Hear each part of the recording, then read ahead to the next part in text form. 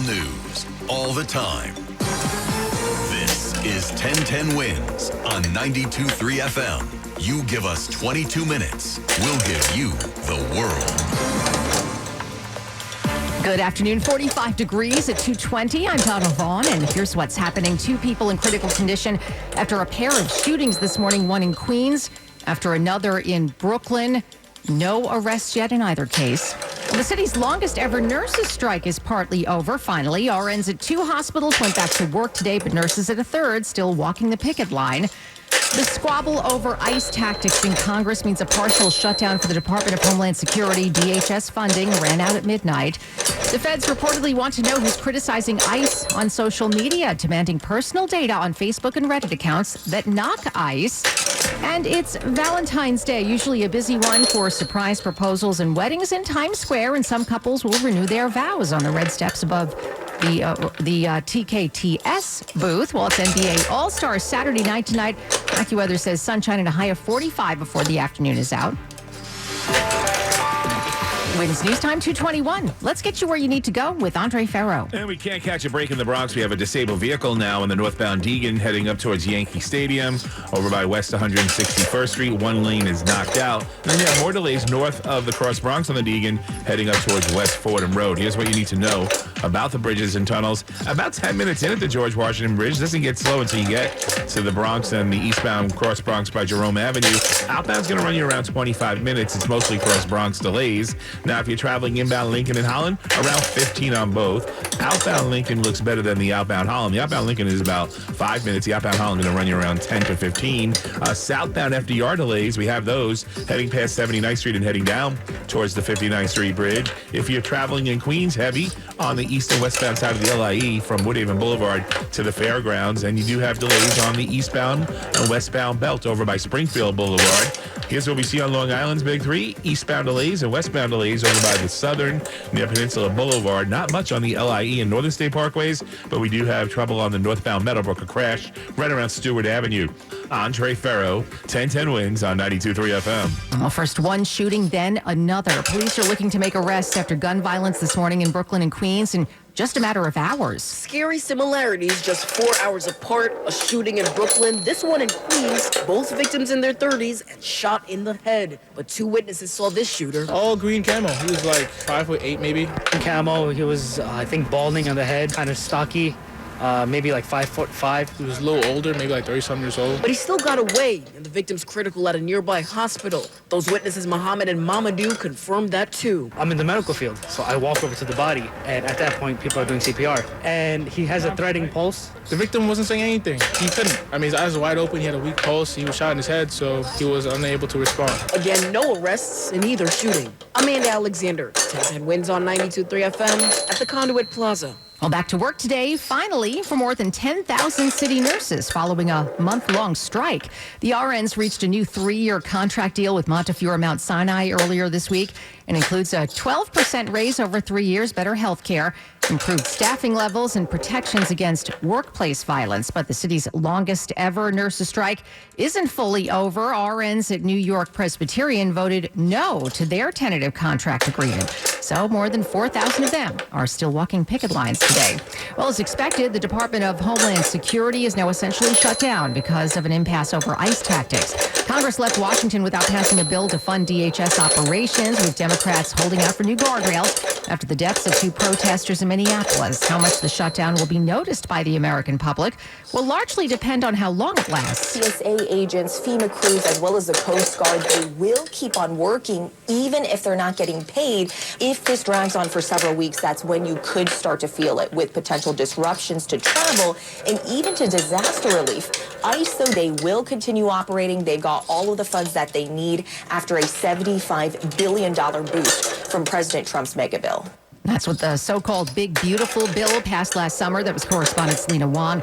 After the deaths of Renee Good and Alex Preddy, congressional Democrats demanded ICE reform, like no more masked-up agents, body cameras, and no stopping people based only on things like their race or accent. Well, hopefully New Yorkers don't have any urgent business with the State Department of Motor Vehicles over the next few days. A 5-day shutdown is now underway at all DMV offices across the state as they get a badly needed tech upgrade. All online services are suspended as well. Now, the issue is that the agency urgently needs to overhaul its computer systems, some of which date back to 1968, we're told. DMV offices and web services won't be back in business until this Wednesday, February 18th. For over 140 years, the Bowery Mission has offered a second chance to New Yorkers in crisis. Give a meal, change a life, donate at Bowery.org. Wins Newstime 2:30.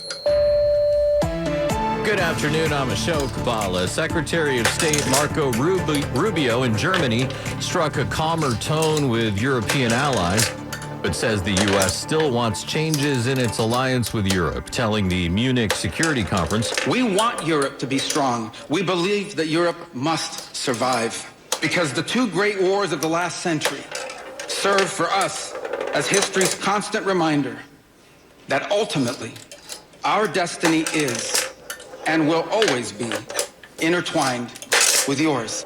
Rubio acknowledged tensions between the two sides, saying America will always be a child of Europe, while calling for better collaboration on defense, migration, and trade. European leaders call the remarks reassuring, while stressing that Europe must strengthen its own independence and defense. This comes a year after Vice President J.D. Vance stunned the same audience with a harsh critique of European values.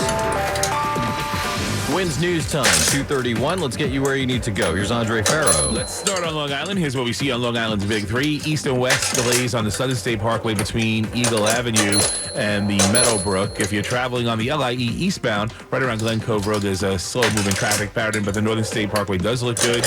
We do have that issue on the northbound side of the Meadowbrook over by Stewart Avenue. That crash is close to being clear. There's some southbounders taking a peek as they go by over by Old Country Road passing Roosevelt Field Mall. Here's what you need to know about the bridges and tunnels. Around 10 minutes in at the George Washington Bridge, 15 to 20 on the outbound side. You have delays on the westbound cross Bronx from White Plains Road to the Sheridan at a very heavy. Then you catch a break in the action, but then it gets slow again at the approach of the apartment buildings. Westbound Bruckner slow by the Hunts Point Drawbridge. About 15 minutes into the Lincoln and Holland. Outbound Holland will run you about 15, and the outbound Lincoln's around 10. Now, beginning on Sunday with New Jersey Transit, there'll be fewer trains and modified schedules for rail lines that operate through the Portal Bridge corridor, including service into New York Penn Station. So during that time, New Jersey Transit will be cross-honoring with PATH and New York Waterway ferries. Andre Farrow, 1010 Wins on 92.3 FM. Now the AccuWeather forecast with meteorologist John Feerick. A pretty nice afternoon across the tri-state area. Temperatures up into the 40s and certainly melting quite a bit of snow this afternoon. We're going to have a partly cloudy sky for tonight, down to 31. Tomorrow, mostly cloudy, up to 39. It's dry during the day, but then tomorrow evening, we'll see a little bit of snow break out. Could be mixed with rain for a time, and then we'll have some snow through the night at varying intensity before moving away before sunrise Monday morning. We'll have a coating to an inch or so of accumulation from Manhattan, the Bronx areas to the north of the city, but 1 to 3 inches central Jersey, as well as Staten Island, Brooklyn, Queens, and over across the South Shore, Long Island. And that's probably where we'll see the worst of the slippery travel conditions that could last into Monday morning's commute. Low tomorrow night, 31, and clouds break for some sun. Monday up to 41, partly sunny for Tuesday, all the way up to 48. Right now in Central Park, 45 with some sun. Going down to 31 tonight in Midtown. I'm AccuWeather's John Feerick on New York's weather station, 1010 Wins on 92.3 FM. Homeland Security is going after harsh critics of ICE operations.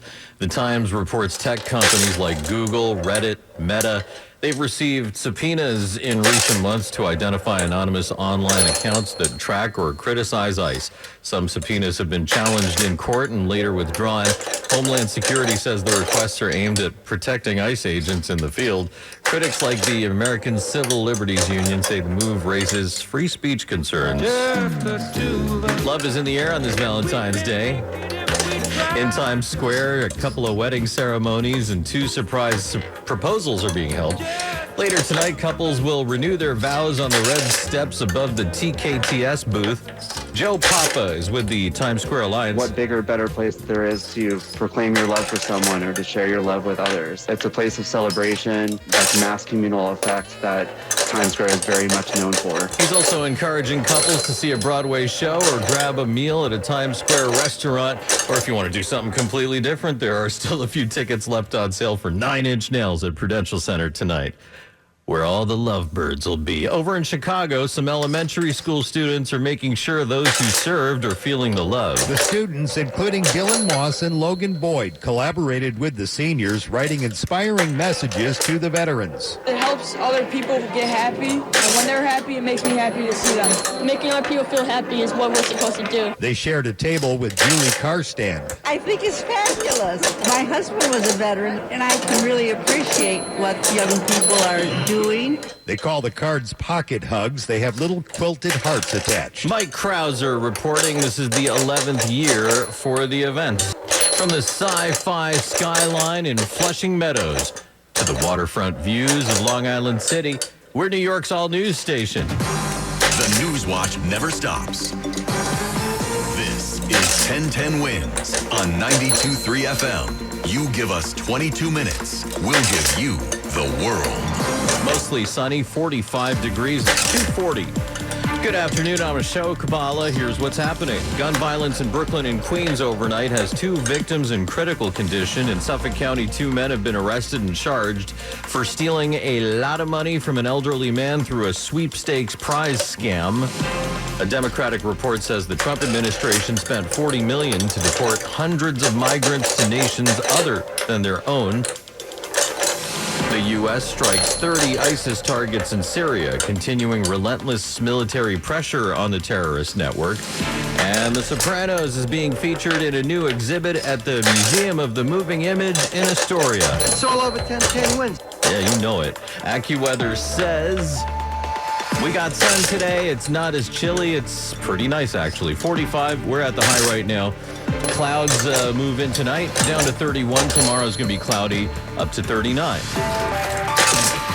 Winds news time, 2:41. Let's get you where you need to go. Here's Andre Farrow. Let's go to Lower Westchester County if you're traveling on the westbound side of the Cross County Parkway, just west of Route 22 in Mount Vernon, heading towards the Sprain. A disabled vehicle there that's going to slow you down. The southbound Sprain heading towards 11E and 11W. The ramps to the Cross County are slow, and the westbound side of the Cross County by Yonkers Avenue is seeing a lot of volume as well. In the Bronx, still a very busy ride on the northbound side of the Deegan and the 160s, passing Yankee Stadium and heading up towards West Fordham Road. It's been non-stop action. Southbound is slow in that vicinity as well. Bronx River Parkway or Henry Hudson Parkway would be better. The West Side Highway ramp over by West 153rd Street to bring you up to the George Washington Bridge has been very slow as well. There was an earlier disabled vehicle. Looks like it's gone, but the delays remain. Here's what you need to know about the bridges and tunnels. Around 15 minutes in at the George Washington Bridge. About 10 minutes on the outbound side. It's mostly delays underneath the apartment. Traveling on the westbound side of Route 3 in New Jersey between the eastern and western spurs heading towards MetLife. There's a stall there when you get towards the western spur that's going to slow you down. Inbound Lincoln and Holland around 15 minutes. Outbound Holland around 15. Outbound Lincoln does look better.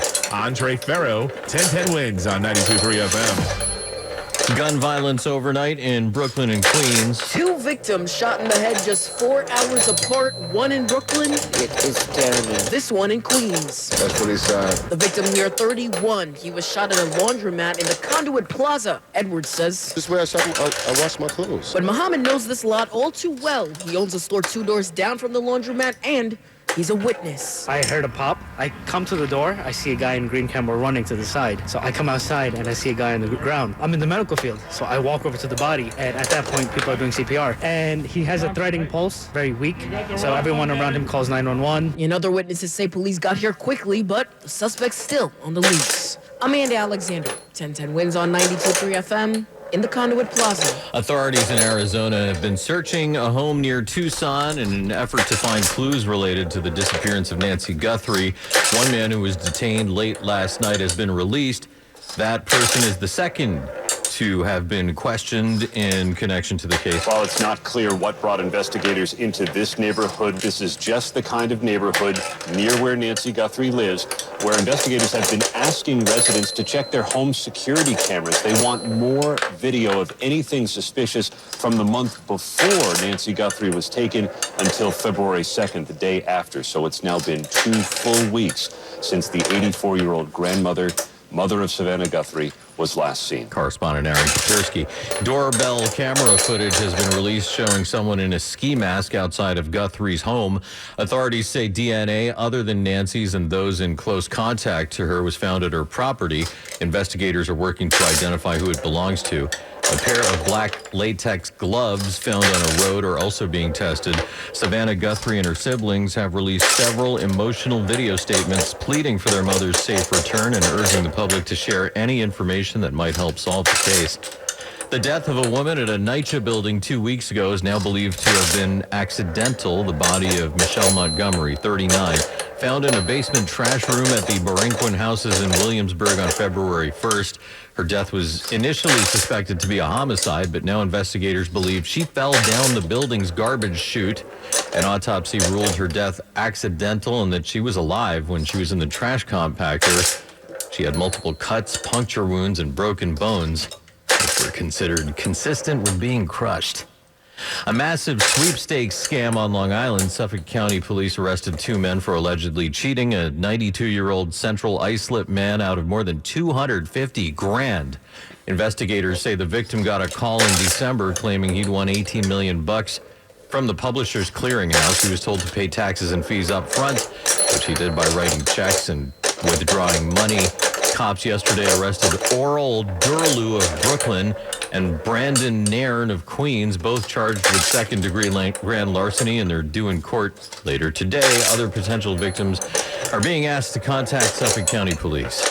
New details about the death of Russian opposition leader Alexei Navalny. European governments analyzed the poison found in his body after his death and noticed a deadly toxin that's only found in South American dart frogs. Alexei Navalny was an outspoken critic of Russian President Vladimir Putin and staged massive anti-Kremlin protests. He died 3 years into a sentence for charges he and his allies said were politically motivated.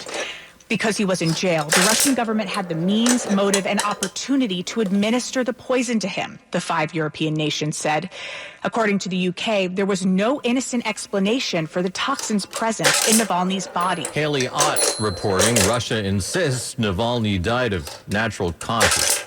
Senate Democrats have been adding up the costs of deporting migrants. Members of the Foreign Relations Committee say the Trump administration spent $40 million to deport roughly 300 migrants to countries other than their own over the past year. The report calls the practice costly and poorly monitored, with payments ranging between $4 and $7 million to countries including El Salvador, which received about 250 Venezuelan nationals last March. Secretary of State Marco Rubio has defended the deportation policy, saying it helps remove gang members and others from the U.S. New video has been released of a collision between 2 U.S. Navy ships in the Caribbean last week. The videos, believed to be recorded by crew members on board and circulated on social media, show the instant the USS Truxtun, a destroyer ship, and a military supply ship crashed into each other during a replenishment operation Wednesday afternoon. The warning horn blasts. A moment later, there were 2 minor injuries, according to U.S. Southern Command. Alex Preche reporting the cause is still being investigated. Airstrikes continue in Syria with more than 30 ISIS targets hit so far this month. Officials with U.S. Central Command say the operation has been focused on ISIS infrastructures and weapons storage units. More than 50 ISIS members have been killed or captured and more than 100 targets destroyed. The strike was launched in retaliation to an ISIS attack.